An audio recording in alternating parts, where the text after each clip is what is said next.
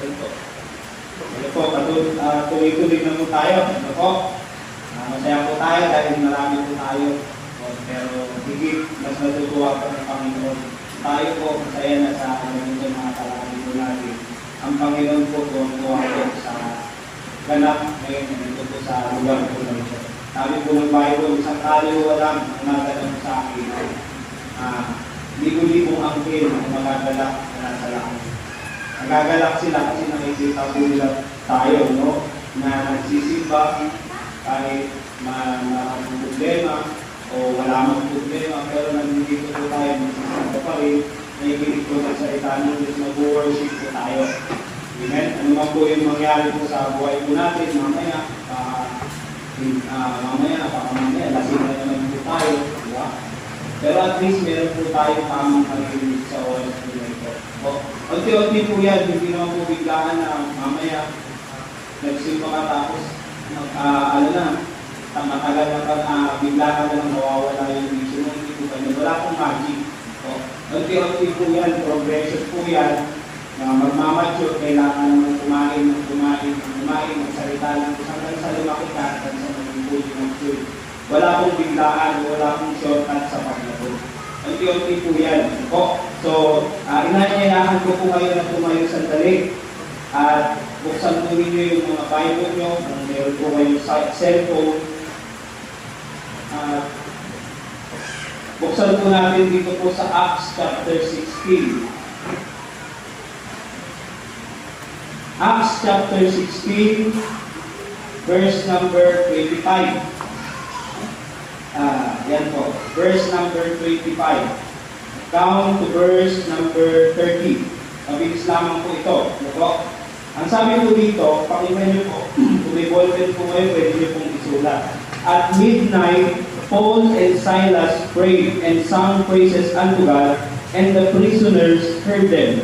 Verse number 26, suddenly there was a great earthquake, so that the foundation of the prison were shaken. And immediately, all the doors were opened, and everyone's bands were loose. Verse number 27, and the keeper of the prison awakened out of his sleep, and seeing the prison doors open, he drew out his sword, and would have killed himself. Ibig sabihin, magpapakamatay po siya. Dahil akala niya, yung mga nakakulong po doon sa prison, ay nakatakas, supposing that the prisoner had been fled. But sa verse number 28, but Paul cried with a loud voice, saying, do thyself no harm, for we are all here. And then 29, then he called for a light and sprung in, and trembling, and fell down before Paul and Silas. Verse number 30, and brought them out and said, sirs, what must I do to be saved? Sir, sabi na ganun, ano ang gagawin ko para ako ay maligtas? Yan po. So mag-pray po muna tayo. Let's pray. Maraming Diyos na banal at nakila sa lahat, Panginoon. Maraming salamat po sa oras po na ito. Maraming salamat po, Panginoon, sa kabutihan po sa amin po. Bagamat kami po ay hindi po karapat-dapat, Panginoon. Kami po ay marumi, kasalanan, Panginoon. Salamat sa pag-ibig po, Panginoon, na pinagkaloob niyo po sa amin ang inyong bugtong na anak na si Jesucristo upang kami po ay iligtas, Panginoon, at time will come, kami po ay makasama ng ulit sa langit. Salamat, Panginoon, sa mga magagandang plano niyo po sa buhay po namin. Bagamat hindi po namin ito alam kung ano man po ang plano niyo, Panginoon. Pero salamat, meron po mga salita ng Diyos na mapag-aaralan po kami at may papamuhay po namin sa aming po ng buhay, Panginoon. Sa oras po na ito, tulungan niyo po kami. Kung wala po kayo, wala po akong magagawa. Gamitin niyo lamang po akong instrumento, Panginoon, para sa napapahayag na inyong salita, Panginoon. Tulungan niyo po, bawat isa nawa ang Holy Spirit, magkaroon po ng kalayaan na kumilos sa aming po kalagitnaan. Kayo po ang magturo sa amin kung ano po ang aming mapapakinggan, Panginoon. Maraming salamat po at kabawat pumuli sa aming po mga kasalanan na aming po mga nagagawa po. Lahat po ng ibigalamin namin sa pangalan ng Kristo Jesus. Amen. Mumula po tayo. Now, ang pag-aaralan po natin ay patungkol po sa panalangin. Prayer po. At alam po natin mga kapatid na sa isang tahanan, normal po na kapag nagpe-pray po tayo sa ating po mga tahanan, no? Pag tayo po ay nagpe-pray, yung mga anak, kasama po natin yung pamilya, siyempre, nagtatanong po tayo, ikaw, anong prayer request mo? Anak, anong prayer request mo? Sasabihin naman niya yung, gusto ko po ng ganito, gusto ko po ganito ang mangyari. Tapos sa asawa mo naman, anong prayer request mo? Diba po? Nagpapanalangin mga kapatid. Pero, pag tinignan po natin dito mga kapatid, bibihira po o malipit po na ang tatay ko ang hihingi po ng prayer request. Tama po? Nakaranas na po ba kayo dito? Kasi parang ano po, no? Kapag ang tatay ko pag tinignan po natin, mga kapatid, pag ang leader na po ang nanghingi ng panalangin, for example po, natatandaan po sa balita, di ba po, nagkaroon po ng pandemic. Nakita niyo po yung attitude ni President Duterte, di ba? Nung bago pa yung pandemic, sabi niya, nag-aano sa yung Diyos mo, walang silbi. Yung Diyos mo namamatay. Hindi ganyan ang Diyos ko. Yan, sabi niya ganyan. Pero nung time po, nagdating na po yung pandemic, krisis na, lahat, nagtatago na sa mga bahay. Tapos ang presidente po gumagawa na ng paraan. And then, nag-announce siya sa media.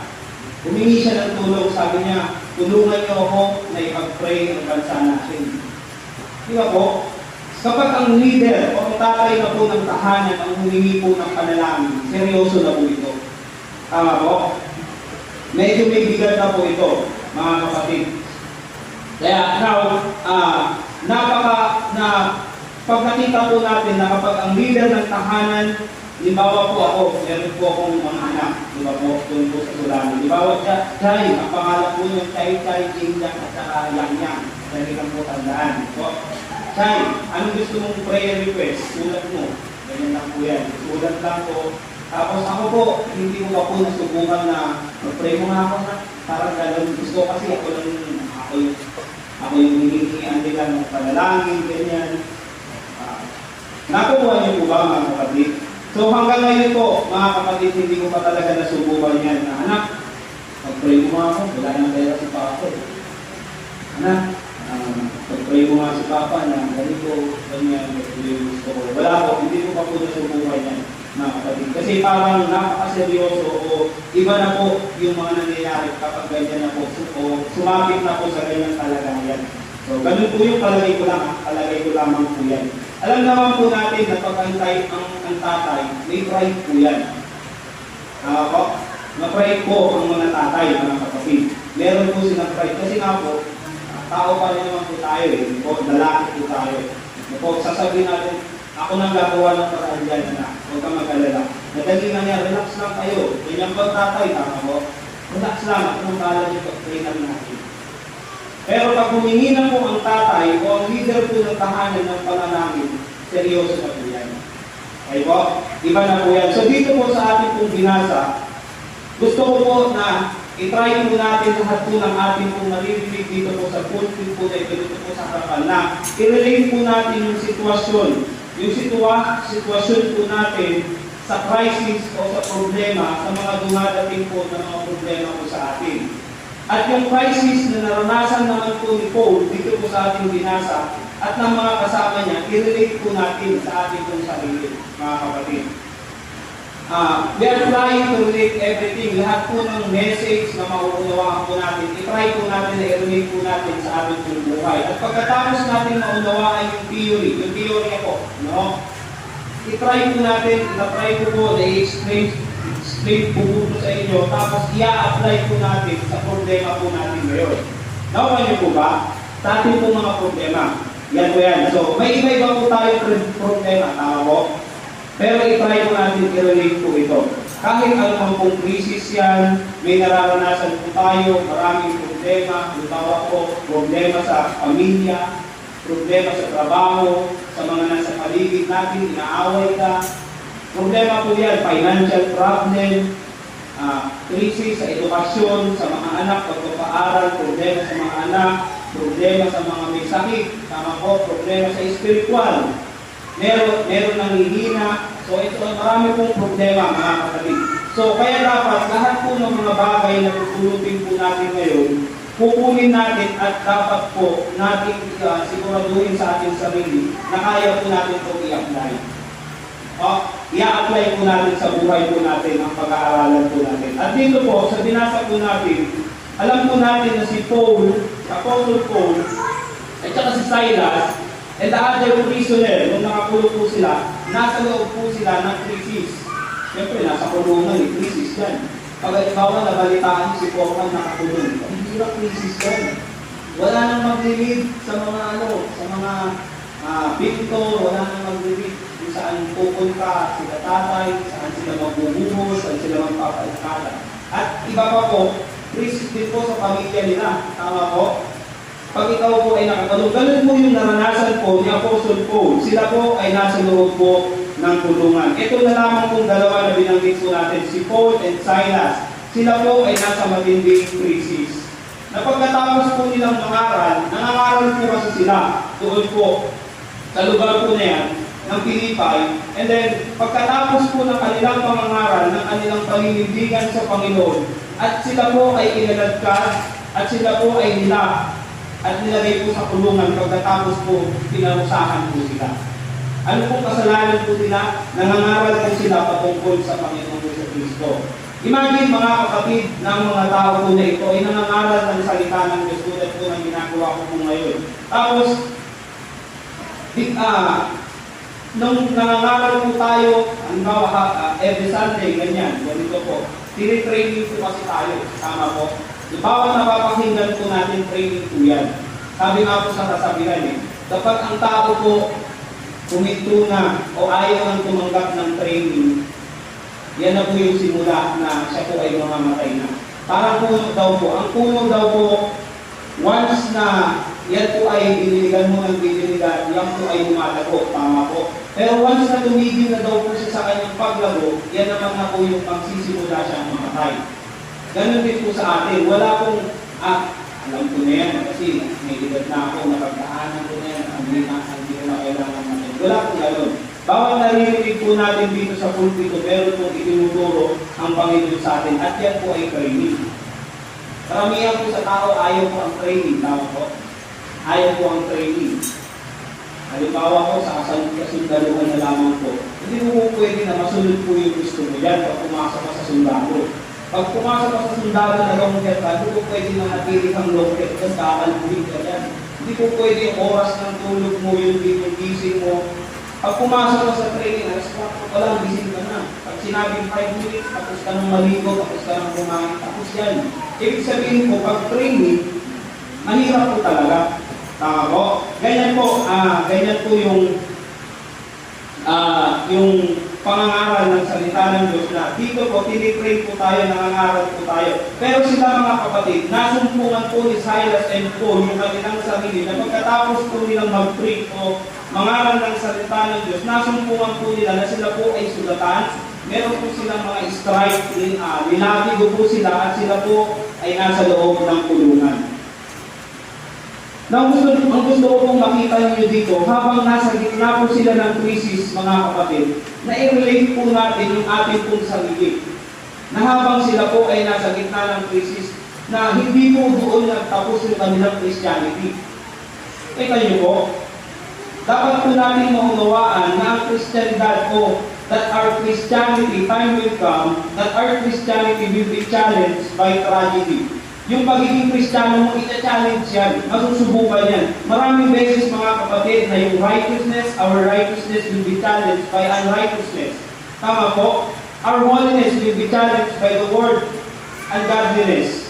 Kaya dapat makita po natin ito sa punto po na ito mga kapatid na hindi po magwawakas ang ating pananampalataya sa kamay ng mga hindi mananampalataya. Amen po? Hindi mo dapat matapos ang iyong pananampalataya dahil umulan lang kaninang umaga. Amen? Umulan, hindi mo na ako magsisimba. Tapos ang pananampalataya. Pero, nagulat ako, hindi dito lahat. Halos lahat na wala naman ako mag-send. Salamat po sa Panginoon. Ano po? Dahil, ayun po ba?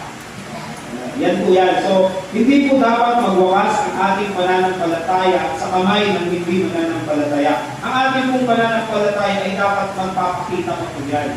No? Magpapakita pa po yan at dapat makita pa po yan ng mga hindi nananampalataya.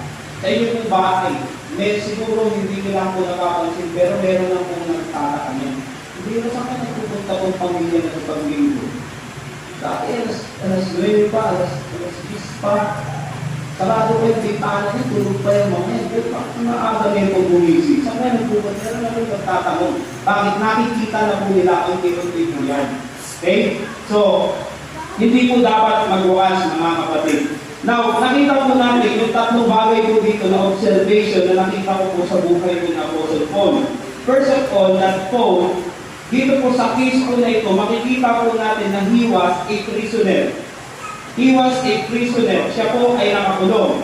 Tignan niyo po. Tandaan niyo po mga kapatid, this happened at Philippi. Sa Philippians po ito nangyari. Yung lugar po na yan, mga kapatid, kung babalikan po natin, ito po yung lugar na naging colony po ng Roma. Nasakop po ito ng Roma. Ay yan po yan. Isang malakas na bansa, may influensyang bansa po ang Rome. Nasakop po nila yan. At alam po natin na ito rin po ay isa sa important city. Maganda po itong city ng Philippi po ito.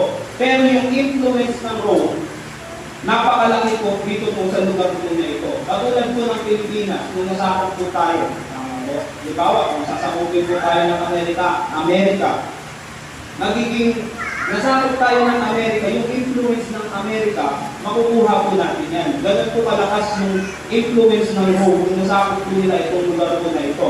And back in those days, na siya po ay nangangaral kasama niya po si Silas at hindi po nagustuhan yung kanila pong pangangaral. So, he was locked in prison. Kinulong po sila. Now, bago po yan mga kapatid, ang dapat po natin maunawaan dito, na si Paul po, bago po siya naging bilanggo ng mga Philippi kapatid, siya po ay bilanggo na ng ating Panginoong Jesucristo. Okay po? Bago po siya makarating doon, mailak sa prison, siya po ay prisoner na ng Panginoong Jesucristo. Nainawa niyo po, mga kapatid, may kita po natin dito po sa ating binasa, tignan niyo po sa verse number 25. And at midnight, Paul and Silas prayed and sang praises unto God, and the prisoners heard them. Nakita niyo po, they were praying and singing praises to God. No, kailan po yan, nung nandoon na po sila sa kulungan. Nakita niyo po mga kapatid, para kay Paul, hindi na po issue yung kanya po pagiging prisoner eh. Hindi na issue sa akin yan. Kahit ikulong niyo pa ako, mag-praise, magkakanta o mag-worship pa rin ako. Hindi po siya nag-complain sa Panginoon, hindi po siya nagwala sa loob ng kulungan. Panginoon, nalagad mo ko ah. Bakit hinayaan mo ko, Mako? Bakit hinayaan mo kami ni Silas na natikuhin? Ugatan kami ngayon, nandito kami sa kulungan. Paano na yung pagiging faithful ko sa iyo, Panginoon? Pwede niya kong sabihin yun, pero hindi po siya nagreklamo. Bakit po? Hindi po kasi issue kay Paul, sa kanya, dalawa sila ni Silas, yung pagiging prisoner. Bakit po po nasabi yan? Because, bago pa man po maging bilanggo itong dalawa po na ito sa Philippi, ay bilanggo na po sila ng Panginoong Jesucristo. Ganda po, no? Bilanggo na po sila ng Panginoon. So, being a prisoner at Philippi is not a big deal po kay Apostle Pablo. That's why they can pray. That they can sing. Nakita niyo po, kaya nga po nagpapatuloy mga kapatid yung kanyang pananampalataya sapagkat para kay Paul, hindi na bago po. Nakakulong na ako eh. Ikukulong mo pa ako.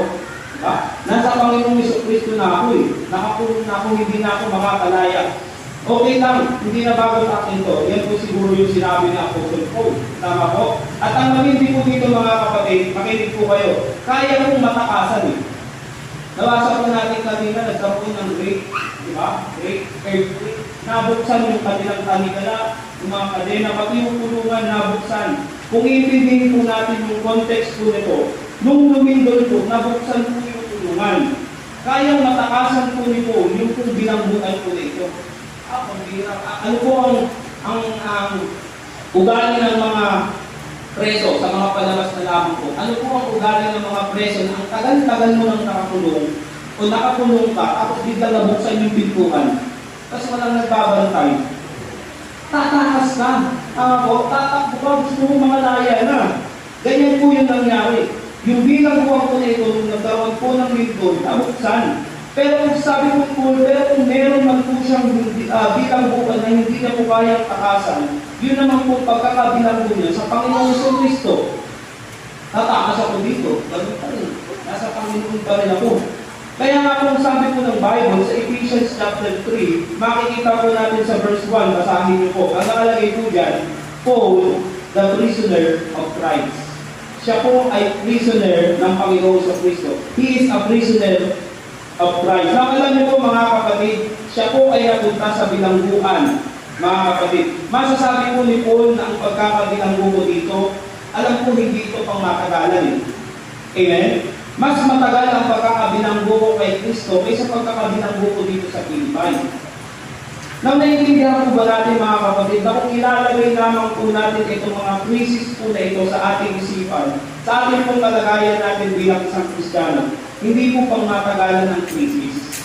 Amen? Yung mga nangyayari sa buhay po natin, hindi po pang matagalan yan. Alam po natin ang krisis minsan isang buwan, 2 buwan, 1 taon, o maaaring yung ibang problema lumipas na, tapos na. Pero gusto ko pong sabihin sa inyo at ipaalala ko po sa inyo mga kapatid, that our responsibility as a Christian, hindi po dapat yan nagtatapos. Amen? Yung responsibilidad mo bilang isang Kristiyano, yung responsibilidad mo, hindi dapat magtapos yan, kahit anong problema pa po yan, mga kapatid. Pero, mga kapatid, tignan niyo po, yung responsibilidad po kasi natin sa loob ng kulungan ay madaling pong matapos yan. Pag hinatulan ka 6 months, nakakulong ka. Tapos ng 6 months, tapos na yun. Tapos na yung responsibilidad mo na bayaran mo na yung kasalanan mo. Pero yung pananagutan po natin bilang isang Kristiyano, saan man po tayo mapunta, hindi po magtatapos yan. Ano? And mga kapatid, kung bakit ang buhay po ni Paul na doon po sila sa loob ng kulungan, yung kinulong po sila, nilak po sila mga kapatid sa kulungan, hindi po nalak yung pagiging Kristiyano nila. Hindi po nalak ang pananampalataya nila mga kapatid. Mga kapatid, there's nothing in this world that can put us down. Amen? That can lock our faith, mga kapatid, kung naniniwala ka sa Panginoon.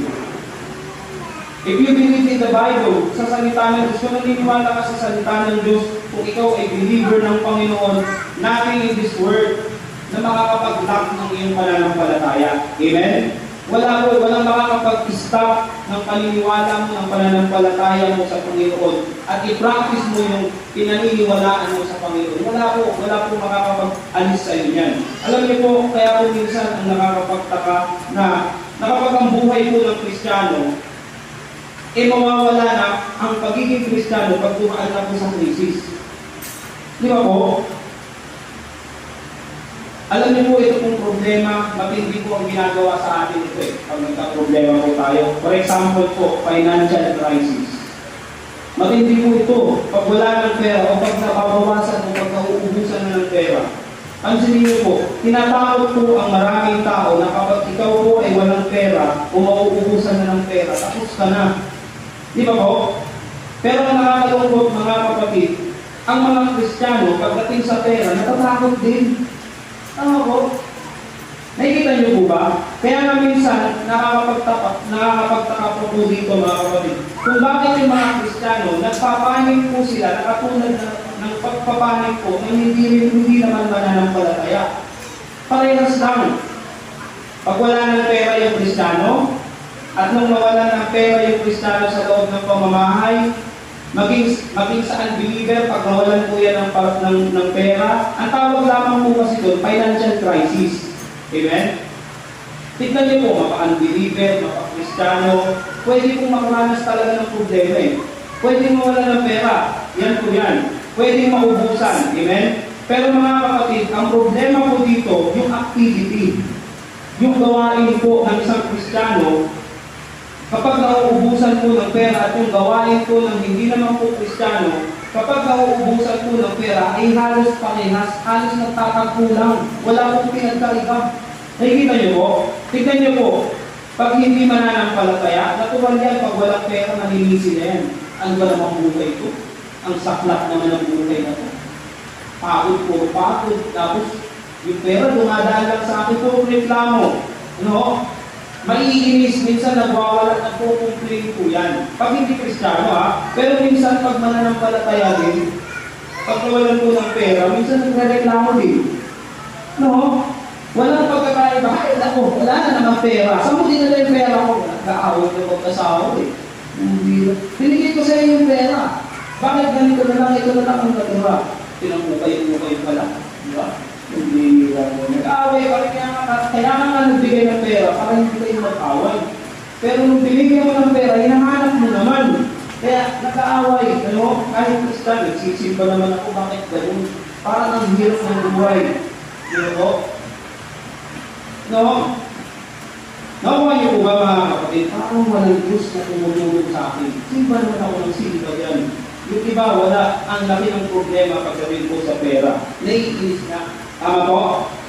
Ganyan po. Kaya, kung yung unbeliever, pagdating sa pera, nagwawala na, yung Kristiyano naman, hindi naman po nagwawala yan. Amen? Amen. Ang problema po, nawawala pag linggo. Pag walang pera, hindi nga nagwawala, nawawala naman pag linggo. Hindi mo na ako magsisimba, magsasideline muna ako para may pera ako. Di ba po?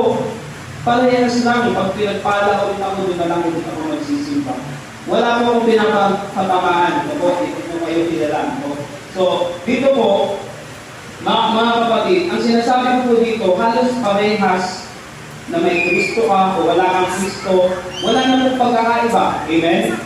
Pag ang problema ay pera, halos nagtatagpo po. So, nauunawaan po ba natin na kung babalikan po natin mga kapatid ang buhay ng mga great man of God sa Old Testament. Noon sila po ay nagkakaproblema kahit dito po sa New Testament. Pag sila po ay kinukulong ng Panginoon, paglabas nila, spiritual pa rin po sila. Oo. Pagkatapos po ng problema o ng pagsubok, ang bihira, spiritual pa rin naman po sila. Sa atin po, andyan ang problema. Nauubusan na ako ng pera, takbo na. Siguro ba? Hindi na po natin alam kung ano po ang gagawin natin. Hindi pa po tayo kinukulong yan. Amen? Pera pa lang po yan, di ba? So, because you cannot lack Christianity, I mean, the tragedy can challenge your Christianity. And ungodliness can challenge your holiness.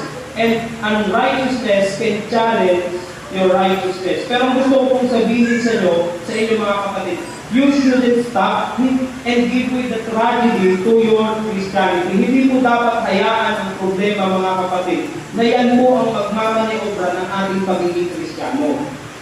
Tama po? Hindi mo dapat pagbigyan o bigyan ng way yung ungodliness sa iyong holiness. Why? Prison is just a prison. Crisis is just a crisis. It will come to pass. Lumilipas po yan, mga kapatid. Lumilipas po yan. And one day, masasabot mo lang pag yan po ay lumipas. Salamat, Panginoon. Panginoon, maraming salamat kasi yung problema ko na ito ay lumipas na. Diba? Lumilipas naman po, mga kapatid. Pero makinig po kayo, ano po ang condition po natin sa harapan po ng Diyos? Number one, we need to understand that we are prisoner of Christ. Yan po yung number one po natin. Dapat po natin tandaan o maunawaan na ikaw po ay binanggunan ng ating Panginoon sa Kristo. Mula nang ikaw po ay sumampalataya sa Kanya bilang Diyos po at sarili mong tagapagligtas at inamin mo na ikaw ay makasalanan na wala kang magagawa, sabi ng Panginoon sa lahat ng sumampalataya ay binigyan kayo ng karapatan na tawaging anak ng Diyos. So that time, mga kapatid, hindi lang po tayo naging anak ng Diyos, hindi lang po tayo naging kaibigan ng Diyos, kundi naging prisoner po tayo ng Panginoong Jesucristo. Amen? So, we need to understand that we are prisoner of Christ. At tingnan niyo po dito, mga kapatid, hindi po natinag si Pablo. Alam niyo po kung bakit? Habang nandoon po siya sa kulungan na meron pong bantay, pero sabi ni Paul, mas matindi yung bantay ko. Di ba? Sige, ikulong niyo ako na mayroong guard dyan, kahit tatlo pa yung guard dyan. Pero yung totoo pong guard, walang iba kundi ang Panginoon. Yan po yan, because I am His prisoner, not yours. Hindi ikaw. Ang totoo po dito mga kapatid, para mapatunayan ko po sa inyo na si Paul po ay prisoner ng Panginoong Jesucristo dahil sa loob po ng kulungan, makikita niyo po kung ano po yung ginagawa niya. Makinig po kayo mga kapatid, karamihan po sa nasa loob ng kulungan o bilanggo, ang ginagawa po niyan ay yung pong pinagtutusahan niya. Tama po? Kaya ka nasa loob ng kulungan kasi ang gawain mo ngayon doon, pagtusahan mo yung ginawa mo. Yan po yan. Makinig po kayo, karamihan po sa nasa kulungan mga kapatid, nagdudusa po yan dahil nga po sa kanila pong ginawa. Nakuha niyo po ba mga kapatid? Alam niyo po, di ba man po tayo nakukulong? Sino po yung nakulong na po dito? Hindi ako lang. So, ganyan po yan mga kapatid. Ano? Pinagdudusahan nila kung ano po yung ginawa po nila mga kapatid. Pero ayon po sa mga naririnig nyo, panginginan po sa mga nakukulong, talagang nagdudusa po yan kahit sa ginawa po nila. Ako po, to be honest mga kapatid, nakulong na po ako. Ilang beses na. Ako, ilang beses na po ako nakulong. Nung natulog pa po ako sa Cavite. Yung talyer po namin, ginawa ko pong factory. Factory ng gawaan ng pana, gawaan ng supa, pangrayot po. At napasok po kami doon at nahuli po kami. Lahat po ng mga nagawa ko po, yung welding po yan, yung mga banbuta. Ang bala po yun, bala ng shotgun eh. Talagang nakakapatay. And then, ang nangyari po dyan, nahuli po kami, nahulog po ako, pero mga 3 araw lang po. Kasi nilabas po ako ni Papa ng Papa ko. At saka marami po kasi siyang nalibigyan. Tapos, yung mga nakolekta po sa amin, nakuha po ng tanod, yun po yung ginagamit naman po nila pang ronda. Pag halimbawa po RPRs po yan. Magro-ronda po sila, tapos gamit po nila yung mga ginawa ko. Tapos ang gagawin po nila, mamumuli po sila siyempre pag alas 10 na. Tapos kami naman po mga rebelde doon po sa lugar po namin, nakikipag-alukan po kami, nakikipag-labanan kami sa kanya. Tapos nahuli rin po ako direkasud dahil lumalaban sa mga tanod, ganyan. And then one time, habang kami po ay paalis, alas 10 na po noon, meron pong dumating na tanod, may mga dalang sumpak. Inunahan na po kami, sinumpak po kami. Pagputok po nung karin po na yun, tumumba po yung kaibigan ko. Best friend ko po yun. Ang pangalan niya, Ansing. Tapos, ang tama niya po ay 15 bulitas. Lahat po puro sa puso yung karamihan. Ganyan po yung nangyari sa amin. Tapos yung time po na yun, kami po uli yung nakulong. Pero yung tanod po ay nakatakas po. So ibig sabihin po, alam ko rin po yung karanasan ang ikaw po ay makulong. Pambihira yung mga katabi mo, pulo-pulo ng pizza. Tapos sobrang init kasi kulong. Diba po, halo-halo yung amoy, nandiyan ang yung siya, nandiyan yung dumi, halo-halo po. At bawat ka po matulog ng nakaupo, minsan po natutulog ako ng gulong katayo.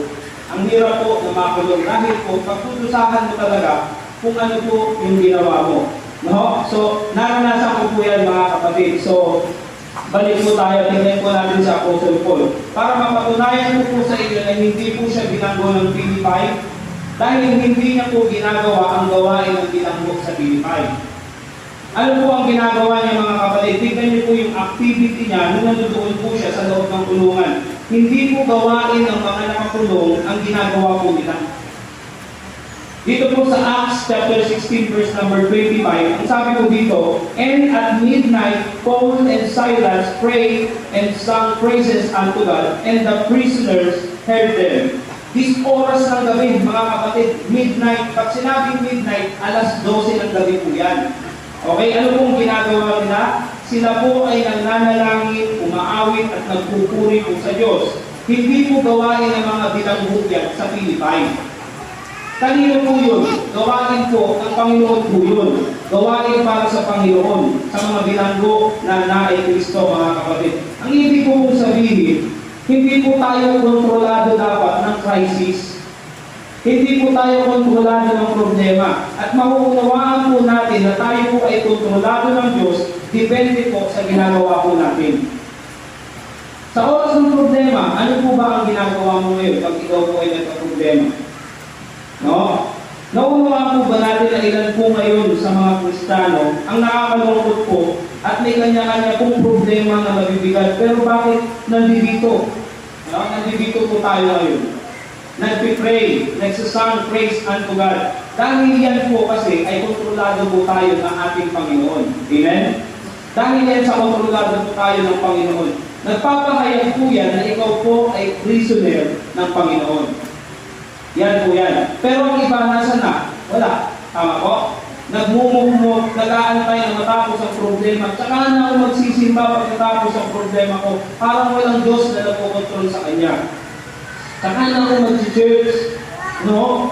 Parehas lang ng walang Diyos ang gawain. Nakakalungkot po yung Kristiyano po na ganyan. Bakit po sila nagmumukmuk? Simple lang po. Kasi wala pong nagpokontrol sa kanila, kundi ang crisis. Amen? But para sa atin mga kapatid, bilang mga anak ng Diyos, hindi po natin dapat hayaan na maging kontrolado po tayo ng problema na naghihintay na lamang po tayo na matapos ang problema. Tatapos dito. Kung pwede po tayong lumapit sa Diyos, mga kapatid, pwede po tayong mag-praise, pwede po tayong mag-sing, song, praises unto God, mga kapatid. Why? Because you are controlled by God. Kontrolado po tayo ng Diyos, mga kapatid. You are a prisoner of God. Hindi po yan dapat tayo yung kontrolado po tayo ng alalahanin sa buhay. Amen? In times of problem, mga kapatid, let God be God. Hayaan po natin yung Diyos na magpaka-Diyos sa buhay po natin. Minsan po kasi, Panginoon, may problema po ako. Sabi ng Panginoon, iwasan mo kasi yan. Panginoon na kita, pero sa buhay ko, gusto ako naman po yung masunod. Pwede po ba yun? Di ba po? Hayaan po natin na ang Diyos ay maging Diyos po natin in times of problem. So pinapakita lamang po ni Paul sa atin kung bakit po ganun yung ginagawa. Bakit ako magmumukmuk dito sa kulungan? Bakit ako mag-iisip kung kailan ako makakalabas dito? Bakit ako mag-iisip na saan kaya ako pwedeng makatakas? O makatakas man ako dito, pero binanggo pa rin ako ng Panginoon. Di ba po? Ang rason po kung bakit po nasa loob po ng kulungan si Paul, kasi po siya po ay lingkod ng Diyos. Amen? Kapatid, ang tanong po, nawala po ba ang pagiging anak ng Diyos natin sa gitna ng problema? Tingin niyo po, nawawala po ba yung pagiging anak mo kapag dumating sa iyo mabigat na problema? Hindi na po ba tayo anak ng Diyos pag may crisis? Di po ba? Who control you? Sino ba nagpo-control sa'yo? Sino po ang nagpo-control ng ating pag-iisip ngayon sa oras po ngayon? Sino ang nagpo-control ng ating mga ginagawa, mga kapatid? Sino po ang nagpo-control ng mga dila natin, ng mga bibig po natin, na kung bakit nakakapagsalita po tayo ng hindi magaganda kapag meron po tayong problema? Sino po nagpo-control dyan, mga kapatid? Alam niyo po, pag nagsalita o salita ka ng salita sa gitna ng problema, yan po ang magsasabi kung sino po ang nagko-control sa akin. Amen? Tama po ba? Isipan mo kayo? Yan po ang magsasabi, mga kapatid, kung ano po, kung sino po ang nagko-control po sa atin. When we should sing, when we should pray, when we should worship, yan po ang magsasabi kung sino po ang nagko-control sa iyo. Kung ikaw po ay umakanta para sa Panginoon, yan po ang magsasabi kung sino po ang nagpo-control para sa iyo. Kapatid, hindi po ito ang oras na magpupuk po tayo. Amen? Ito po yung oras na dapat nag-i-amen ka.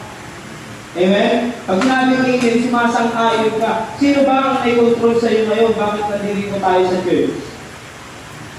Tama po, kapatid, pag nasa simbahan po tayo, dapat naka-smile po tayo. Kahit na-ibig. Tama po. Kaya nga po nandito tayo, ang Diyos po ang nagdala po sa atin dito. Meron bang malungkot po sa atin dito kasi simpa na naman? Tapos ang lungkot mo.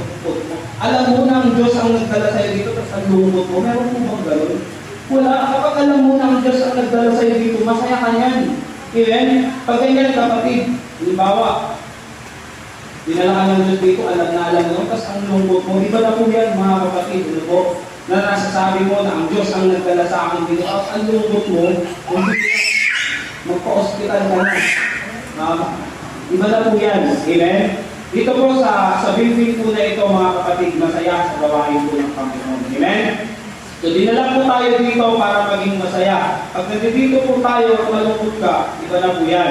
Kaya nga po makikita natin dito, sabi po ni Paul, sabi po dito, siya po ay nananalangin dito na, Lord, tignan niyo po hindi po pala, hindi siya nananalangin dito na, Lord, sana makalabas na kami dito. Wala ka pong mababasa po diyan na ganyan ang panalangin niya. Lord, sana patayin ko na itong mga guard na ito para mataas na kami. Hindi po ganyan ang panalangin niya, pero pwede. Likod naman po siya ng Panginoon. Lord, pwede mo naman patayin niya para makapag-likod na ulit kami. Pwede po yan. Hindi po siya nagpe-pray ng ganyan. Kasi nga po, sa problema mga kapatid, na dumadating po sa atin, may dalawang bagay po yan. Pag meron dumating na problema sa'yo, una mo mong titignan, ito ba ay test? And then, pangalawa, ito ba ay temptation? Okay? Ang test, pag may problema dumating sa'yo, ang test para ipakita ang iyong kalakasan. Yan po ang test. Pag temptation naman po yan, para ipakita ang iyong kahinaan. Nakuha niyo po? Kaya po siya nagpipray ng ganito mga kapatid na kaya po siya, hindi po siya nagpipray ng ganito. Pero pwede sana mga kapatid na, Lord, sana makalabas na kami dito sa kulungan ito. Lord, sana patayin mo itong mga guard na ito para makatakas na kami. Pwede po yan niyang gawin, pero hindi po siya nagpakita ng ganyan mga kapatid. Bakit? Kasi magpapakita po siya ng kahinaan niya. Nakuha niyo po? Nakita po natin lumindol. Lumindol na po, nabuksan yung kulungan, pero hindi sila tumakas at wala po silang balak tumakas talaga. Bakit po? Kaya nga po nasa loob pa po sila, nagpipray, umaawi po sila, nagpapuri po sila, why? Dahil yan po ay test. No? Hindi po sila nagpanik sa loob po ng kulungan. Ang ginawa po nila, nag-enjoy po sila. Ang pira, nasa kulungan tayo, awit tayo. Nasa kulungan tayo, nag-enjoy po sila, mga kapatid. Nag-praise sang and to God po sila. Doon po natin makikita. Mamaya, makikita po natin. Dito na po muna tayo sa number 2. Number 2, we need to understand the importance of being prayerful. Sino po dito yung nananalangin? Pag kumakain. Kumakain. Meron na lang, no? So, ano po. Dati ganyan din po ako eh. So, dapat maintindihan po natin yung importansya ng pagiging mapanalanginin. Napag inang pinag-aralan po natin dito yung context na po, yung talagang yung kwento po ng awitin ay ng kwento po na ito mga kapatid. Dito po sa Book of Acts, ang isa sa matindi at pangunahing activity po ng church dito po sa Book of Acts ay ano po? Prayer po yan. Yan po yung pinakamatinding gawain po nila dito. Araw-araw nananalangin po sila. And by the way, Paul is the author of prayer without ceasing. Siya po ang nagsabi niyan, pray without ceasing. So, araw-araw nananalangin po sila. Araw-araw pumupunta po sila sa house of prayer. Nabasa niyo na po ito. Araw-araw nagpupunta po sila doon po sa lugar kung saan po sila nagpipray. Sa Acts chapter 16 and verse 16, mababasa niyo po yan dyan. Ang sabi po dyan, and it came to pass, as we went to prayer, a certain damsel possessed with the spirit of divination met us, which brought her master much gain by soothsaying. Yan po ang sabi dyan. Isang araw, mga kapatid, si Paul po, papunta po sila doon po sa house of prayer. No? Papunta po sila para manalangin. So hindi pa po sila nakakarating doon, sinalubong po sila ng isang damsel na babae na meron pong problema. And so sa halip na sila po ay mag-pray, mga kapatid, kanya po munang pinagaling yung damsel na babae, yung bata po na ito, na meron pong sakit. Ang sakit niya po, demon possessed. Sinasabihan po itong bata po na ito. No? Hindi nyo lamang po, picture nyo lamang po. At ito po ay bumaling po ngayon. Sa madaling sabi, hindi po natuloy yung kanilang pag-pray. At pagkatapos po niya, nabalitaan po yung kanya pong ginawa na pinagaling po yung damsel po na ito, yung umuhula po na ito. At kumalat po doon sa marami. No? At naapektuhan po yung business po nila. No, kayo po? Yung negosyo po nila, naapektuhan lalo-lalo na po yung mga albularyo, yung unang panahon. Opo, yung mga nagmamagic, magic bill. At pagkatapos po niyan, hinuli po sila Paul at si Silas. No? Hinuli po sila, inaharap po sila sa mga magistrate, at pagkatapos po niyan, sila po ay hinatulan na makulong. Yan po yung nangyari dyan. Pero alam niyo mga kapatid, hindi man po natuloy yung kanila pong pananalangin sa house of prayer, pero natuloy po ang kanilang panalangin doon po sa loob ng prison cell. Kita niyo po? Naunawaan niyo po ba mga kapatid? Sapagkat si Paul, naniniwala po kasi siya sa panalangin. Amen? Naunawaan niyo po mga kapatid na napakahalaga po ng panalangin. So unawain po natin itong mabuti mga kapatid. Tanungin po natin yung sarili po natin ngayon. Okay? Niyak si Biblia. Yan. So tanungin po natin yung sarili po natin ngayon. Gaano po ba talaga tayo naniniwala sa panalangin? Mga kapatid. Do we pray? Nananalangin lang po ba tayo kung kailangan po natin panalangin? Nananalangin po lang po ba tayo pag tayo po ay gipit na at wala na po tayong matakbuhan? Kailan po tayo nag-pray? Nananalangin lang po ba tayo mga kapatid habang meron pa tayong natatakbuhan hindi pa po tayo nananalangin? Pero nung naisip natin na wala na tayong matakbuhan tsaka ka nag-pray? Kailan po? Kailan po yung huling prayer po natin mga kapatid? Kaya ako minsan, nararamdaman po natin na kapag nag-pray po tayo na parang napakalapit po natin sa Diyos. Kasi ngayon ka lang kasi nag-pray. Kaya parang yung panalangin mo parang totoong-totoo na. Di ba po? Iba po doon sa palaging nag-pray. Nakuha niyo po ba mga kapatid? Na naunawaan po ba natin na bakit tayo ganyan mga kapatid? Meron po kasi tayong problema sa ating prayer life. Maraming beses mga kapatid na mananalangin lang tayo na parang sisigaw lang tayo sa patay natin. Tay, hindi naman. Hindi naman ako ng pag-loob. Di ba po? Hindi naman tayo, parang ganun lang. Bakit? Kailangan mo eh. Ganun po minsan ang problema po natin. Pero kapatid, para kay Paul, bago pa man po sila mahulog at habang nasa kulungan sila, na sila po ay sugatan, after this mga kapatid, tignan niyo po, prayer is still his life.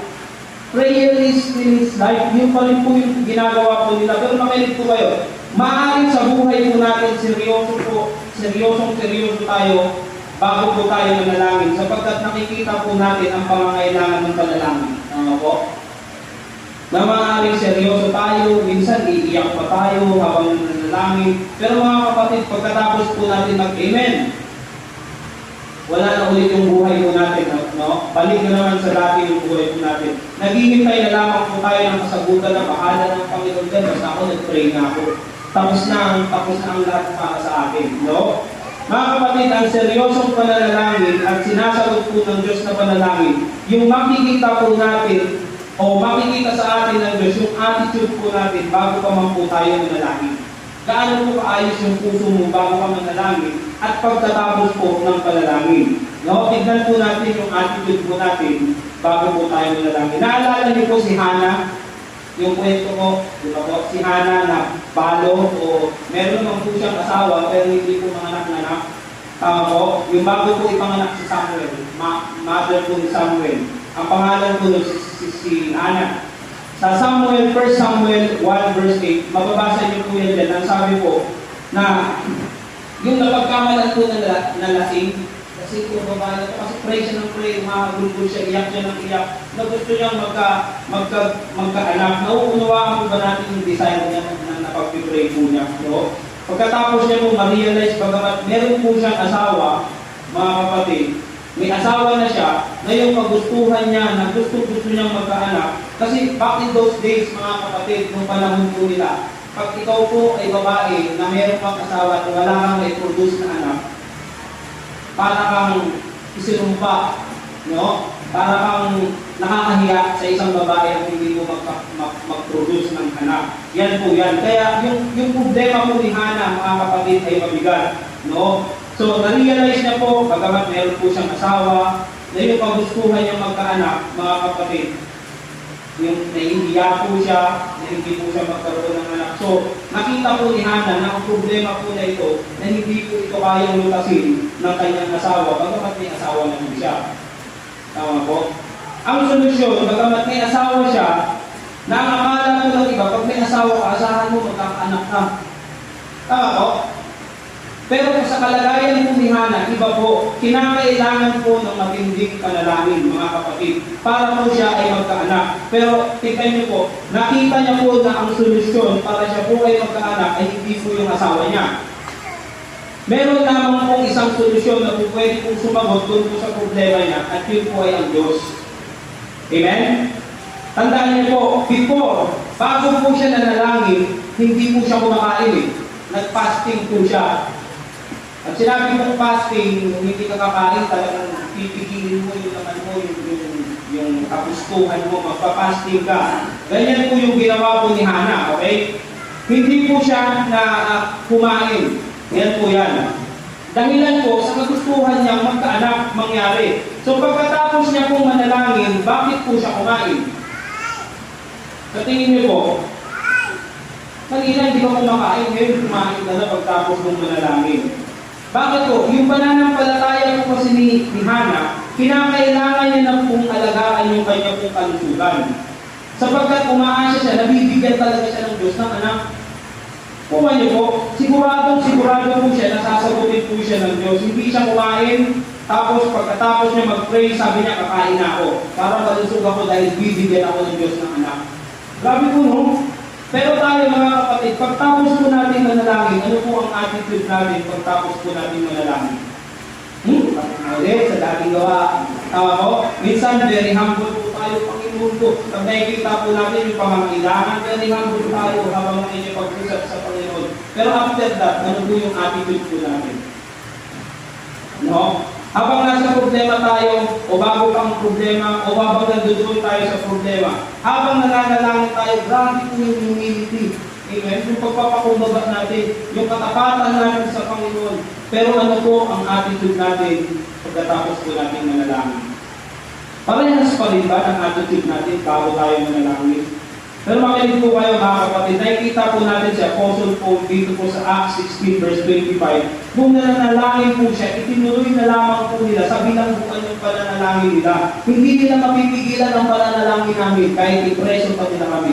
Bagamat hindi po sila nakarating sa prayer house, mga kapatid, dahil may inuna sila kasi kasumi, yung damsel nga po, pagkatapos nilakad po sila sa kulungan, pero sabi ni Paul, ayon sa kanyang gawain, the subject is still praying. Magpipray pa rin ako. The subject is still pray. Kaya natuloy pa rin po ang kanilang panalangin, mga kapatid. At kailan po yan? Doon po sa loob ng kulungan. Amen? Malapit na po ito. Pero alam niyo mga kapatid, madali lang eh. Kapag wala pa po tayong test, o wala pa sa test, pag yung faith po natin wala pa sa test, parang simple-simple lang po ang buhay ng Kristiyano. Napakasarap maging Kristiyano. Hayahay ang nasa Panginoon. Di mo ba? Pero pag nasa panahon na nakatulad po na ng naranasan ko ni Paul, na kinulong na, nang pinaglalati ko na po sila, yung panalangin natin, Aba, Ginoong Maria. Aba, Ginoo. Diba yung talagang seryoso ka na? Ginoo. Huwag nyo na pong dugtungan ng Maria. Diba? Kasi Ginoo po yun. Hindi naman po Ginoo si Maria. Inang po si Maria. Aba, Ginoo. Yan po yung prayer na po natin pag may problema na.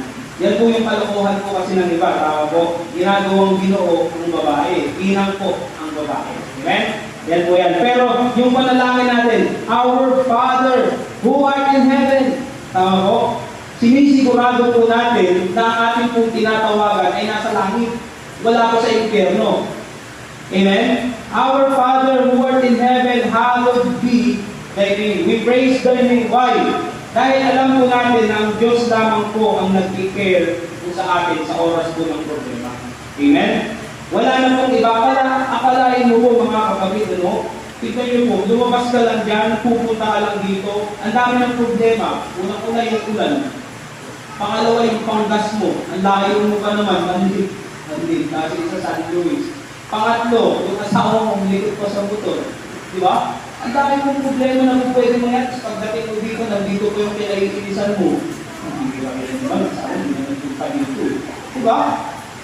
Parang ang dami pwede mong maging problema. No? Minsan nakaupo ka na lang dyan, may nagdadal-dalan, naiinis ka kasi ang dalo na, hindi ako makapakinig ng mabuti. Ang dadal-dal niyo itong mga to. Po. Minsan nga, kaupo mo lang katabi mo lang Diba? Pag uwi mo, kaaway mo Tama po. Ang daming problema, mga kapatid.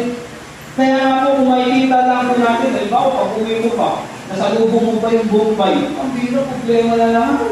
Di ba po?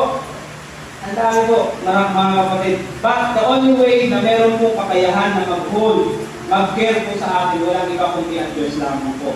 The only way to protect ourselves or yourself is to get closer to one who sees everything. Yung nakakakita ng lahat po ng mga bagay po na yan. Get closer to God. Kailangan maging malapit ka doon sa Diyos meron. Kasi siya ang nakakaalam ng lahat, mga kapatid. Talk to Him.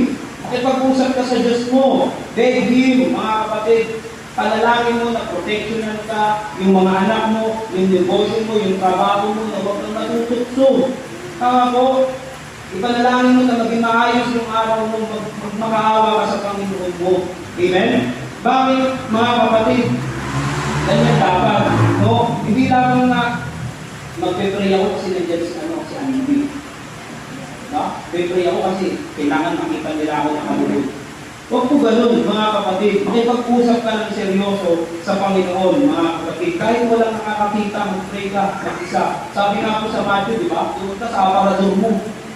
Magtago na doon, makipag-usap ka sa Panginoon. No? Lagi po yan, napapanggit din po ng aking pong pastor sa Solano, no? Ang prayer po, lagi po yan, yung pastor po namin, makakabutan ko po lagi yan, doon po sa second floor.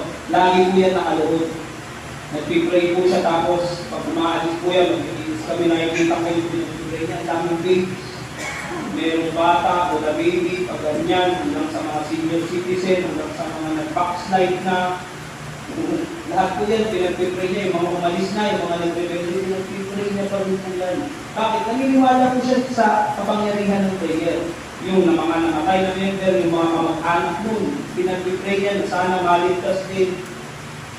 Yan po mga kapatid, kung wala pong kapangyarihan ng prayer, wala po tayo mag-pray. Pero totoo po, meron pong kapangyarihan sa panalangin, mga kapatid. No? Pero lahat po tayo, mga kapatid, halimbawa, tulad po yan, nakakilala ko po kay Borman. Dumaan din po yan, pag nag-pray ako, dumaan po yan sa akin pong isipin. Siyempre, sinabi ko na, 1 minute kay Ronnie Jr., tapos 1 minute kay Janice.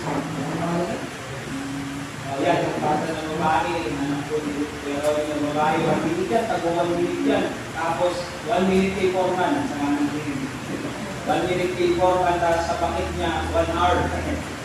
Kasi maraming ayusin. So, 1 minute and 4 minutes, 1 hour and 4 minutes. Grabe mo, no? Panalangin, minsan, nadaan sa isip ko, syempre yun. Alfie, marami ka, mga boy, sana mag-silva rin sila. Marami kang pwedeng ipag-pray. Tatagal yung pag-pray mo hanggang sa hindi mo na mapag-pray yung sarili mo. Tapos ka na, pagod ka na. Tsaka na lang sa akin, bukas na lang. Di ba po? Pero tignan niyo po yung power of prayer. Paano po kaya kung bawat isa sa atin dito, may tag-isang minuto pag-pray mo nga si Brother. Pag-pray mo tag-isang minuto, ilang minuto na yan. Ang daming blessing na matatanggap po, di ba po? Kung ipag-pray natin ang bawat isa dito, yan po yung kapangyarihan po ng pray. Hindi lang po yung pastor o yung isang tawang mag-pray para sa atin. Mag-spend po tayo ng time, hindi lang po para sa sarili po natin, kundi para din po sa iba. Amen? So mga kapatid, huwag po sana tayo nananalangin, naluluhod lang po tayo, mag-pray po natin, yung pangangailangan po natin, at wala na po tayong pakialam sa iba. No? Huwag po ganyan. Aralin po natin, ipag-pray din po natin yung may-ari ng business. Dahil pinagtatrabahuan po, pinag-pray po po Panginoon na marami pa po project. Di ba po? Ang saya nun. Ang dami mong project, di ba po uubusan? Di ba po? Na marami pa po project, para marami pa po mga makasama po mga labor, ganyan. No? Ang minsan nakatingin nga lang po ako sa kanya, hindi nagbabawas ng sila. Ano po na, bawas na tayo ng tao sa report na kasi patapos na tayo. Lungkot din po, di ba? Pero pag pinag-pray niyo po, may power sa panalangin. Pag pinag-pray niyo na, dumami po sana ang project ko nila, ay pag pinag-pray tayo mauubusan. Amen? So yan po yan. So number 1, hindi lamang na ipakita natin na ikaw ay prisoner ni Kristo. Pangalawa, hindi lamang na ikaw ay mananalangin o prayerful. And then number 3 and last, but be a worshiper. Maging worshiper din po tayo. Number 3, we need to value being a worshiper. Tignan po natin ang sabi po ng Bible po dito po sa 16, verse number 25. And at midnight, pansinin niyo po itong mabuti. Ano po sa tingin niyo, mga kapatid? Bakit si Luke ini-emphasize niya na ang oras po na ito at midnight. Sabi niya po dito 12 o'clock midnight po yan. Bakit ito po ang oras ng prayer nila sa kulungan? Midnight. Alam niyo po kung bakit 12 o'clock na madaling araw ng midnight? Yan na po kasi yung pagpapalit ng nakaraang araw sa darating araw. Nakuha niyo po? Pagpapalit na ito po ay turnover ng araw sa nakaraan sa panibagong araw.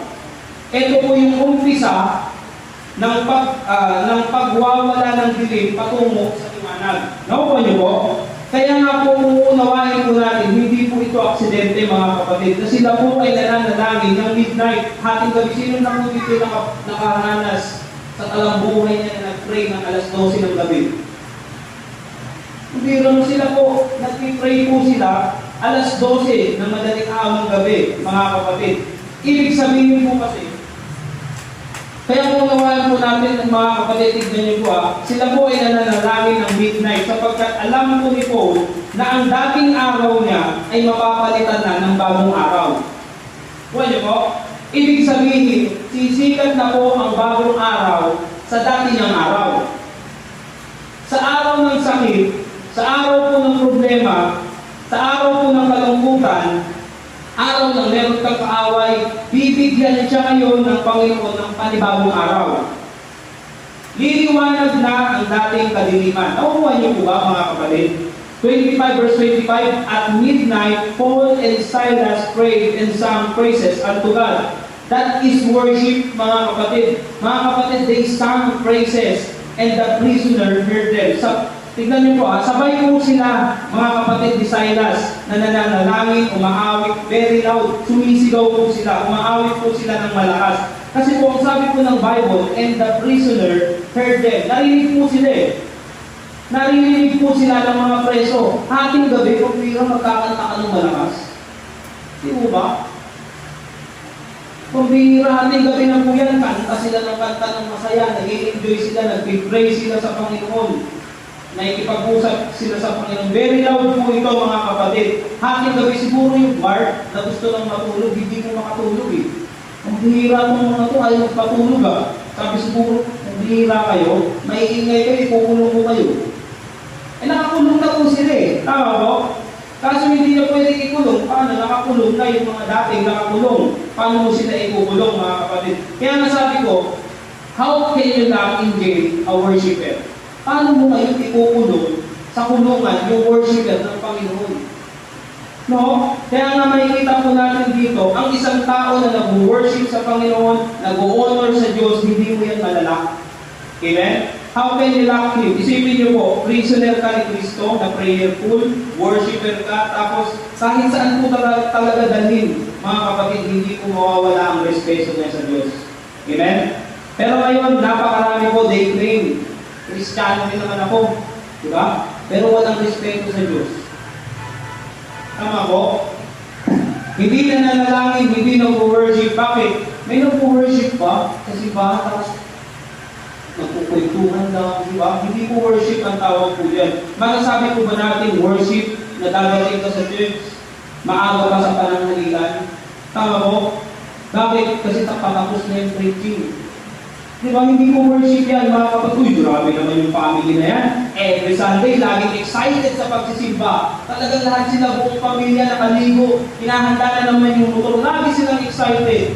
Ano bang samahan ng mga yan? Nagtatalit na sila.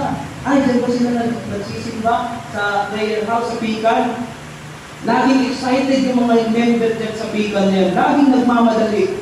Pero nung na-discover po nila, kaya pala nagmamadali, 9 o'clock ang service, 10 a.m. nasa bahay pa. Di mo ba? Nagmamadali, lagi ko ng late.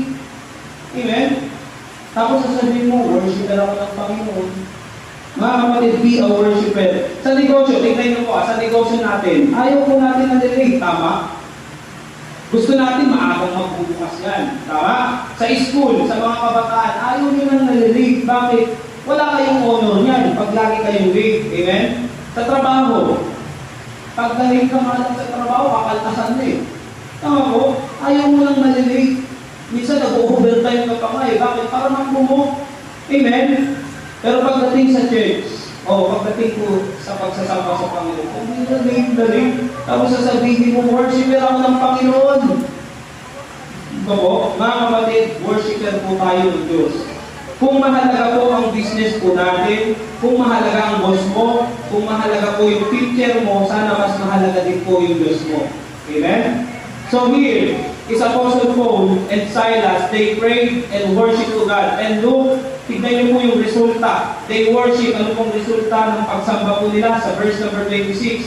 And suddenly, there was a great earthquake. Problema po ito. Hindi lang po lindol kundi napakalakas na lindol. Great earthquake po ang nakalagay po dito. So makinig po kayo. Unahin po natin to at unawain po natin po mabuti. Hindi po lumindol dyan ng napakalakas o great earthquake dahil kumakanta sila. Okay? Nagkaroon po ng great earthquake dyan o ng problema, ng malaking problema po dito dahil ginamit po ang problema na ito o yung great earthquake po na ito, ginamit po yan ng Diyos para ipakita yung kapangyarihan ng sinasamba po ni Paul at ni Silas. Amen? Ibig sabihin, ito po ang resulta ng pag-worship po nila sa Panginoon. Resulta pa lamang po ito, mga kapatid. Tignan niyo po, sino po ang nakakita niyan? Sabi po ng Bible sa verse 25, the prisoners heard them. The prisoners heard them. When they prayed, when they sang song unto God, when they sang praise to God, nakita niyo po, makinig po kayo napakahalaga po, mga kapatid, na sa panahon po ng problema, na makikita po ito ng tao, na tayo po ay nagpupuri pa rin sa Diyos. Napakahalaga po nito kung bihira ng tao na ito. Di ba mag-fit na ba ito? Ang laki na ng problema, sige pa rin punta sa Diyos. Sino ba pinupuntahan niya na? Siguro, hindi mapuntahan yun. Galaw mo ito si Bagay. Pero yung puso mo, alam ng Diyos yan. Tama? Kaya ka lumalapit sa Diyos kasi kailangan mo ng tulong niya at nakikita po yan ng mga tao. Grabe yung tao na ito. Laki ng problema pero nagagawa pa rin magsimba. Amen? Kaya ito po mga tao po dito, the prisoner, nakita po nila kung paano po mag-worship si Paul and Silas. At ino-honor po sila ng mga nakakakita po sa kanila. Sila po ay nag-worship din. Pero hindi nakadamay po sila. Mga kapatid, tignan niyo po dito sa pangyayari na ito, papakita ko lang po sa inyong pangyayari. So, sa verse number 26, mababasa niyo po dyan, nung lumindol, nayanig po yung ilalim ng lupa, yung pundasyon, nayanig po yan. At pagkatapos po niyan, nawala po yung ilaw, nag-run out. Yan po yung nangyari po dyan. Nagdilim po, madilim na po ang paligid. Pero, naalinagan ni Paul, yung guard, nakita niya yung guard, run out na, nabuksan na yung tulungan, pwede na tumakas Pero nakita po ni Paul yung guard. At ang sabi po ng Bible, yung gwardiya po, papatayin niya po yung kanya pong sarili. Magpapakamatay na. Kasi ang batas po noong araw sa mga Roman soldiers, pag ikaw po ay isang guard at nakapagpakawala ka ng isang bilanggo, yung binabantayan mo, pag nakawala yan, ikaw din papatayin ka. Yan po yung batas noong araw. Kaya sabi niya, kaysa patayin ako ng mga Romano, papatayin ko na lang ang sarili ko. Bakit? Ang akala niya, nagsitakas na. Yung ito, nabuksan pa naman Di ba po? Papatay ko, inahamon ng mga Roman soldier. Kaso nung papatayin niya na po yung sarili niya, dito po sa verse number 28, tignan niyo po, but Paul cried with a loud voice. Umiyak po si Paul at sumigaw ng malakas na boses. Sabi niya, saying, do thyself no harm, for we are all here. No, sabi niya, huwag mong sasaktan yung sarili mo. Sabi niya sa gwardiya, bakit? Huwag mong sasaktan, do thyself no harm. Sabi ni Paul, ito po yung maganda mga kapatid sa verse number 28. But Paul cried with a loud voice saying, do thyself no harm. Now, watch this mga kapatid, natin na yung mabuti Sabi niya, for we are all here. We. Nakita niyo po yung salitang we, mga kapatid? Pag sinabing we, kanino boses po yun una? People lang. Siya lang ang nagsimigaw Pero anong sabi niya? We.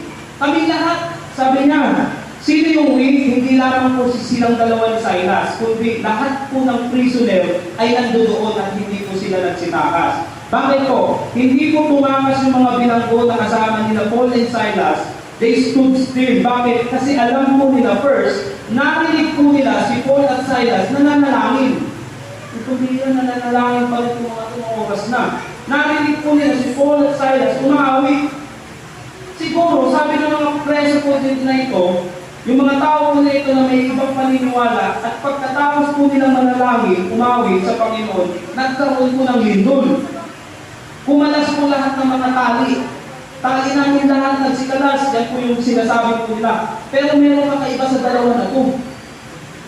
Yan po yung nakita ng mga prisoner. Alam niyo po mga kapatid, pati ang mga tao sa kulungan, maliban po kay Paul and Silas, naniwala din sa pinaniniwalaan at wino-worship po ng dalawa. Ang ganda mo, no? Tanong, ano ang tendency na matagal nang nakakulong, nandoon na yung chance na alam nilang makakalabas sila? Sabi ko nga po, tatakas po talaga yan. Ang dilim-dilim, magpapakamatay pa yung guard. Di ba? Tatakas yan, very simple po yan. Pero mga kapatid, hindi po sila tumakas. May kakayanan ba silang tumakas? Tama po, meron tuloy. Nabuksan ng talikala ang mga kadena nila. Isa lang po. Tapos nakalagay po dito, iisa lang po yung guard. Tapos, ang sabi po dito, yung guard tulog pa. Di ba po? Nakita niyo po ba? Kung pwede po silang tumakas, tulog yung guard. Sabi ng Bible, tignan niyo po sa verse number 27. Tulog eh. Nag-worship sila kung pag-tulog yung guard. Luming doon. Ano kung resulta ng pag-worship nila? Tapos patulog-tulog yung guard, kamatayan. Magpapakamatay na lang ako. Patulog-tulog ba naman siya? Kung sumama na lang siya sa pag-worship nila po, no? Ay, ganda ng ano, di ba? Pero nung nagising siya, sabi niya, magpapakamatay na ako. Kaya ginising, kaya mga kapatid, gising na po, patapos na po tayo. Okay? So, pupwede na po sana silang makatakas. Ang dami na po nila eh. Iisa lang yung guard. Pero si Paul po ang nagsabi doon sa gwardiya. Sabi niya, wag mong gagawin yan. Wag mong sasaktan ang sarili mo. Pailawin mo. Yan po yung sabi niya. Pailawin mo, makikita mo, andito kami lahat, walang tumakas sa amin. No? So, pinailaw mo ngayon. Pagkatapos po nung pinailaw, tama naman yung sinabi ni Paul, wala talagang tumakas. Amen? Kung walang tumakas, mapaparusahan pa rin ba yung guard? Hindi na, wala kang tumakas no? Tama po? Wala nang parusang kamatayan yung guard po na yun. Wala naman tumakas. Hindi na po, o wala na po siyang parusa. Pero sabi po dito, sabi siguro ng guard, nandito na silang lahat. Salamat naman at walang tumakas sa inyo. Ligtas na ako sa kaparusahan ng mga Romano. Tama po? Pero sabi ng gwardiya, tignan niyo po sa verse number 30. Ano pong sabi dyan? Wala na akong parusa. Pero bakit ito ang narinig ang mababasa po natin? Sirs, what must I do to be saved? Paul, sabi niya, anong gagawin ko para maligtas ako? Nakita niyo po ba? Iligtas na nga siya, wala nang tumakas. Bakit ganito pa rin po yung binabanggit niya? Alam niyo po, ang kaligtasan po na tinutukoy po dito ay hindi po kaligtasan sa pagtakas. Okay? Kasi wala naman pong tumakas. At dapat, ang maghahanap po ng kaligtasan dito, yung nakakulong. Nakuha niyo po? Para makatakas sila. Pero dito, yung guard na po ang naghahanap ng kaligtasan. Baliktad na po. Amen? Bakit? Pero gusto ko po na makita po natin dito ay ito. Pag naipakita po natin sa gitna ng problema ang totoong Diyos, at ang magagawa po ng Diyos natin ay napakita po natin sa mga tao, kahit nasa gitna po tayo ng problema, lahat ng kasama natin sa bahay ay magiging kasama natin sa pag-worship sa Diyos. Mapakita mo lang, ito po yung nandito sa Bible mga kapatid eh. Ito po yung nandito, hindi man po mga bilanggo, kundi maging bantay bilanggo, mag-worship sa Diyos po ito. Tignan niyo po yung guard, tignan niyo po ang tanong po dito, verse 30. And said, Sirs, ang tawag po dito, nag-attention po siya, Sirs. Alam niyo po kung bakit nakita ng guard na hindi po sila tumakas? Tignan niyo po yung plural form. Ayan, sana po may Bible po tayo. Sirs, iisa lang naman si Pablo na kinakausap niya. Pero ang tawag niya, Sirs, sino po yung Sirs? Lahat ng hindi tumakas. Sirs, sabi niya ganun, paano po ako maliligtas? Alam po ng guard na ang Diyos ang nagligtas po sa kanila. Alam niya po na ang Diyos ang nagprotekta sa kanila at alam po ng guard na ang Diyos po ang may control sa kanila. Amen? At ano pa po ang nangyari? Sirs, what must I do to be saved? And Paul said, believe on the Lord Jesus Christ, and thou shalt be saved in thy house. Yan po ang sabi ko ni Pablo. Magtiwala ka sa Panginoong Kristo at maliligtas ka. Hindi lang ikaw, pati ang buong pamilya mo. Ang nagtatanong lang, mga kapatid dito, yung guard. Pero ang tinutukoy po ni Paul, ang buong pamilya. Nakita niyo po? Ikaw lang po ang sinasabihan ni Paul. Pero ang tinutukoy naman ni Pablo, yung buong pamilya mo, hindi lang ikaw, pati ang buong pamilya mo, maliligtas. Ang tanong, nangyari po ba ito? Naligtas po ba ang pamilya ng guard? Patingin niyo po. Yes. Ang sabi po dito, nagpabautismo pa po nga yung buong pamilya niya. Makikita niyo po yan sa baba lang po, sa verse number 33. And he took them the same hour of the night, and washed their stripes, and was baptized. He, and on his straightway, verse 34, and when he had brought them into his house, he set meat before them, pinakain nila si Pablo, and rejoiced, believing in God with all his house. Hindi lang po yung guard, dahil po sa nakakita po ni Paul at Silas yung kanilang pagiging Kristiyano, hindi lang po yung guard ang naligtas, pati yung pamilya rin po ng gwardiya. No? Hindi lang yung mga preso, hindi lang yung guard na natutulog, kundi yung pamilya niya naligtas po at sumampalataya po sa Diyos. Tapos na po tayo. Yan po ang magagawa ng worship, mga kapatid, sa Diyos. Kahit sa time ng trahedya, krisis man yan, tuloy lang. Mag-worship lang po tayo, tuloy lang po natin. May mga taong tumitingin po sa atin, may nakikinig sa awitan po natin, mga kapatid. At ang Diyos, magliligtas po sa kanila. Ililigtas po sila ng Diyos, basta magpatuloy lamang po tayo. Kung si Paul po at si Silas na nakakulong, hindi po sila nag-pray, hindi sila nag-worship sa loob ng kulungan, at hindi nila naipakita sa prisoner na sila po ay prisoner ng Diyos, maliligtas kaya yung bilanggo? Hindi po, mga kapatid. Tulad na lang tayo dito, nakakulong naman na tayo, dahil lang natin makalaya, hindi po maliligtas. Maliligtas po kaya yung guard? Hindi rin. Maliligtas po kaya yung pamilya ng guard? Hindi rin po. Again, search, sabi po, what must I do to be saved? Be a prisoner of God, mga kapatid. Show up, pakita mo lang. In times of problem, ipakita mo na kontrolado ka ng Kristo. Amen? Sabi ko nga po sa aking sarili na lamang po, paano na lamang po kung hindi po ako niligtas ng Panginoon? Ito po, iisip ko nga po hanggang kayo. Siguro nag-aartista na lang po ako. Diba? Pero lang po, kung sino-sino mga nilibay dito dyan. Diba? Hindi po. Pero sigurado po, kung hindi po ako niligtas ng Panginoon, siguro hanggang ngayon pinaglalaroan pa rin po ng diyambo yung buhay ko. No? Salamat po sa Panginoon dahil meron pong kaligtasan, handa po siya na pupil po tayo. Kapitsan, no? Para tayo po ay pagsamahin sa lugar po na ito. Salamat po dahil meron po ganitong lugar at pinapakagod po ang Spare Family. At uloy, matuto po tayo ng pray, sama po natin sila sa manalangin. Kahit 1 minute lang, malaking bagay po yan. Amen? So, panalangin po tayo, tapos na po tayo mga kapatid. Yung pag-worship po, pagkakanta po na ginagawa po natin, sigurado ko po, masaya po ang Panginoon. Masaya po ang Panginoon po sa atin. So, tumayo na po tayo, tapos na po tayo. No? Tayo na po tayo, at tayo po ay manalangin, mga kapatid. Pumikit po kayo, manalangin po tayo. Let's pray. Ang manaming Diyos na banal at takila sa lahat, Panginoon. Maraming salamat sa oras po na ito na kami po ay nakapakinig po din ng iyong salita. Salamat sa banal na kasulatan ng Panginoon na aming pinagpupuhanan, na aming pong pag-aaralan, Panginoon. At sinamahan niyo po kami, naiintindihan po namin ng aming po mga kapatid, Panginoon, na kailangan sa buhay po namin bilang mga Kristiyano. Di po sapat, Panginoon, na kami po ay tumanggap lang bilang hindi po tagapagligtas, Panginoon, naligtas lang, kundi meron po kami responsibilidad, Panginoon, bilang Kristiyano na ipakita po namin sa iba na kami po ay inyong prisoner, Panginoon. Kami po ay nasa inyo at naipakita po namin ito sa aming po mga pamilya, kamag-anak, mga kaibigan, Panginoon, kapitbahay, Panginoon, na maintindihan po namin ang kahalagahan, Panginoon, na maipakita po namin sa aming pong problema na dumarating sa mga pagsubok, Panginoon, na kami po ay prisoner po ninyo, Panginoon.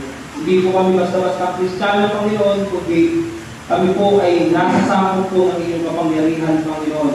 Maraming salamat dahil nauunawaan po namin ang kaimportantihan, Panginoon, ng magiging mapanalangin na Kristiyano, Panginoon. Kita po namin ang kapangyarihan ng panalangin sa buhay po ng Apostle Paul. Salamat po dahil pinakita po nila na hindi po sila tumigil kung sila po ay nakakulong, Panginoon. Meron po kaming example na sa oras ng problema, Panginoon, kung pwede po pala na kami po ay manalangin, lumapit sa inyo, Panginoon, humingi ng tulong o ng saklo, Panginoon. Salamat, Panginoon, at kita rin po namin ang value ng pagiging worshiper, Panginoon. Marami po kaming dapat matutunan, Panginoon. Salamat dahil alam po namin sa aming pong sarili, hindi po kami ganun kaagad kalago, Panginoon. Tulungan niyo po kami na maging malago sa aming pong spiritual life. At turuan niyo po kami patuloy, Panginoon, na maglingkod po sa inyo. Gamitin niyo po ang lugar po na ito na ito po isasidlan, Panginoon, ng mga Kristiyano, Panginoon. Dito po kami mag-serve. Dito po namin ipapractice ang aming pong pag-worship sa inyo at sa aming pong pakikinig at sa salita ng Diyos, Panginoon, tuloy. Bigyan po kami ng wisdom, Panginoon, sa pag-aaral. Huwag po kaming tamarin, Panginoon, sa paglilingkod po sa inyo. Sa oras po na ito, binabalik po namin, Panginoon, sa inyo ang lahat ng papuri, Panginoon, at kaluwalhatian. Patawarin niyo po kami. Meron na po akong nasabi na hindi maganda. Sa inyo po mga anak, Panginoon. Patawarin niyo po ako bilang inyong tigod, Panginoon. Turuan niyo pa po ako at ituwid niyo po sa akin po mga pagkakamali. Muli, patawarin niyo po kami sa amin po mga kasalanan at po kami po dalangin namin sa pangalan ng Panginoon Jesus. Amen. Tapos na po tayo, mga kapatid. Ayan po sa the glory. Ayan. Ayan po. Announcement. Announcement lang po. Next. Kahit daw po tayo sa bagay.